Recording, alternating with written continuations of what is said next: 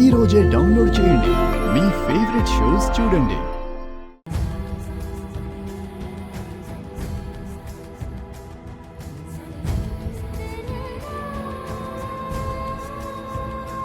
నాకు కాస్త ధైర్యాన్ని ఇవ్వండి.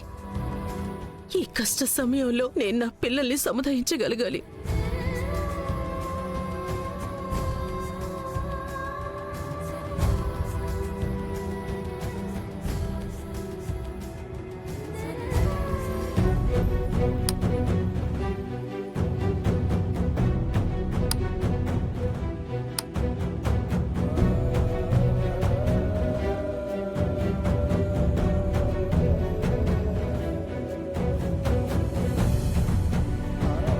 ఇంత తొందరగా పెద్దదాన్ని వైపాల్సిన అవసరం ఏముంది నీకు? అయితే క్యాన్సిల్ చేయొచ్చు కదన్నయ్య ఈ పెళ్లి గిల్లి ఇవన్నీ. ఎప్పుడు నీతోనే ఉండిపోతాను.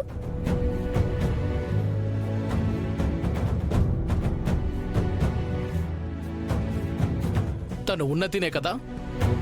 అవును. ఇక్కడ ఏదైతే కనిపిస్తోందో దాన్ని సిగ్గుమాలినతనం అంటారు.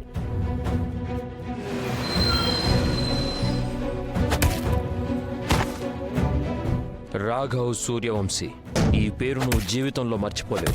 72 గంటల్లో నేను నిన్ను ఎంత ఇబ్బంది పెడతానంటే నువ్వే స్వయంగా నా దగ్గరికి వస్తావు, నా గ్యారంటీ టైప్ భార్య అవ్వడానికి. సిద్ధంగా ఉంది రేఖా చౌదరి. నువ్వు కోరుకున్నట్టు నీ గ్యారంటీ కార్డు భార్య అవ్వటానికి. మీ కళ్ళకి మీ చెల్లి మీద ఉన్న ప్రేమతో గంతలు కట్టేసుకున్నారు. అందుకే తన కోరిక నెరవేర్చడానికి మీరు నా అక్క జీవితాన్ని నాశనం చేసేశారు. అన్నయ్య,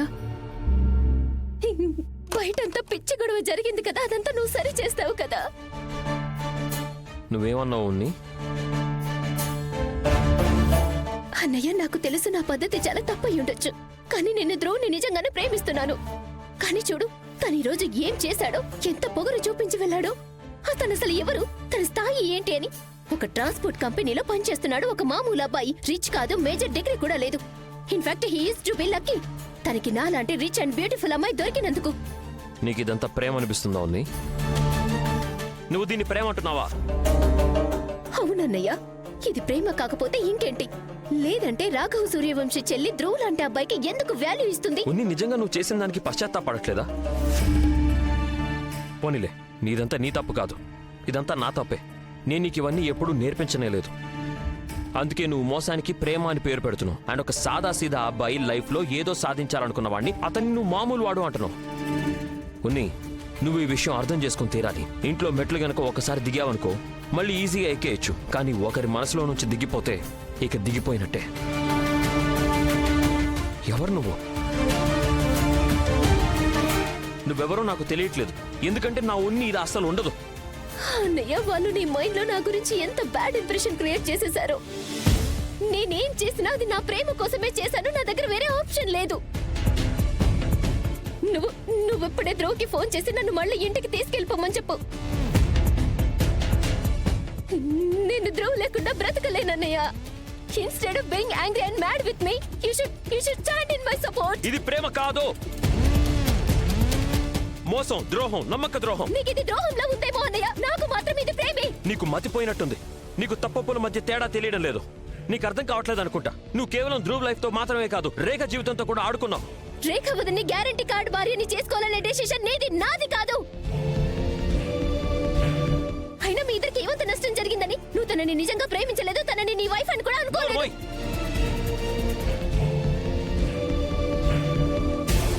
అత్తయ్య, తనని ఇక్కడి నుంచి తీసుకెళ్ళిపోండి. లేకపోతే ఏంటన్నయ్య? లేకపోతే ఏ చేతులైతే నిన్ను ఈ రోజు వరకు ప్రేమగా నిమిరాయో ఈ రోజు అదే చెయ్యి నీ మీద ఎత్తాల్సి వస్తుంది.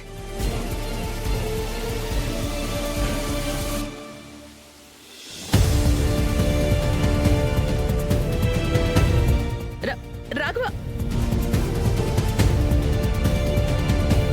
ఉన్నతి, పద.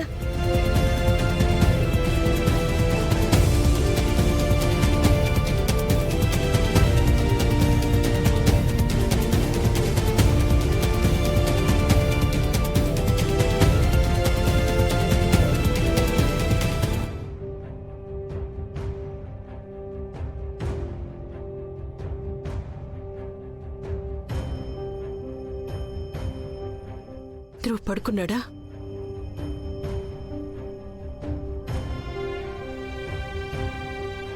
గత కొన్ని రోజులుగా నాకు అనిపిస్తూ ఉండేది,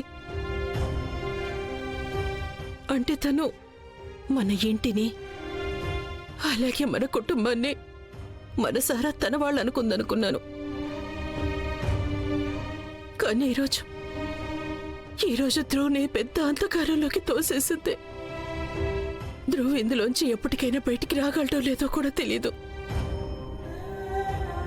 వచ్చేస్తాడమ్మా. మనం వాడికి ధైర్యం చెప్తూ ఉండాలంతే. వాడిని కృంగిపోనివ్వకూడదు. అవునమ్మా, నీ జీవితాన్ని కూడా ఈ చీకటి కమ్ముకుంది కదా. నిన్ను నువ్వు ఎలా సముదాయించుకుంటావు? లేక నువ్వెప్పటిలాగానే నీ కన్నీళ్ళని, నీ బాధని మా దగ్గర దాచేస్తావా? లేదమ్మా, నేను బానే ఉన్నాను. నాకేమీ కాలేదు. అబద్ధం చెప్పకు రేఖ. నువ్వేం చెప్పాలనుకుంటున్నావు? ఇంతకాలం నుంచి నువ్వు రాఘవ్కి భార్యగా ఇంట్లో ఉంటున్నావు. తనతో కొన్ని మరువలేని క్షణాలు గడుపుంటావు. నీకు కొంచెం కూడా బాధగా లేదా?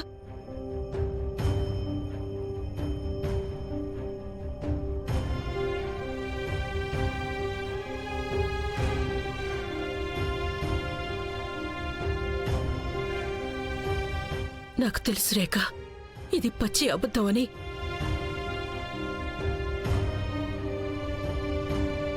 నీకు మన పెరట్లో తులసి మొక్క గుర్తుందా? అది నిద్రపోయింది కదా. అప్పుడు నేను దాన్ని మారుస్తానన్నాను. కానీ నువ్వు నన్ను ఆపేశావు. పైగా నీ ప్రేమతో ఆ తులసి మొక్కని బాగా చూసుకున్నావు. అది మళ్ళీ చిగురించి పచ్చగా అయ్యేంతవరకు చూసుకుంటూనే ఉన్నావు. నీకు గుర్తుంది కదా. మరి నేను ఇదెలా నమ్మగలను? నీ వైవాహిక బంధంలో నువ్వు నీ ప్రేమని పెట్టుబడిగా పెట్టలేదు అని. ఈరోజు చాలా జరిగిపోయాయమ్మా. ప్రస్తుతం నువ్వు ఏదో చూడడానికి ప్రయత్నిస్తున్నావు కదా, అది అబద్ధం. రాఘవ్కి నేను కేవలం ఒక గ్యారెంటీ కార్డు భార్యనంతే.